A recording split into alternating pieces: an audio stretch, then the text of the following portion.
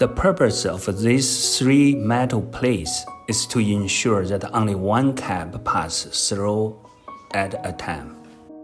The first metal plate should ensure that the cap is positioned at 1/3 of the edge. If the bottle cap position is not correct, you need to loosen these two screws to adjust the position of the metal plate.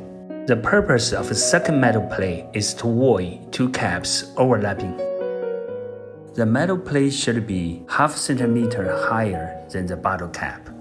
If the position is not correct, loosen these two screws to adjust the position of the metal plate.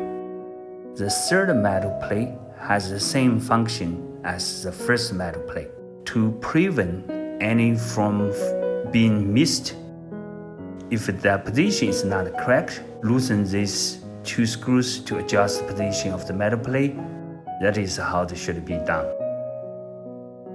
The purpose of these two laser detection devices that are to detect whether the bottle cap is facing the correct direction. If the bottle cap does not meet the passing requirement, it will be blown back into the cap wall by a puff of air.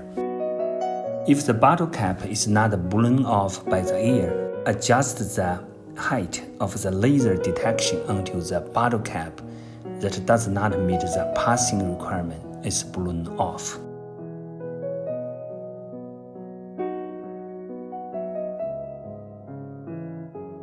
This is how it should be done.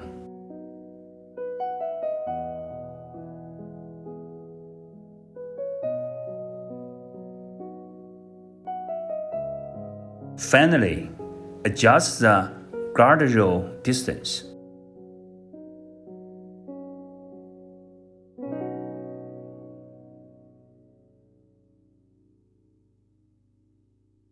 So that only one bottle cap can pass through at a time. This can be achieved by adjusting these clips.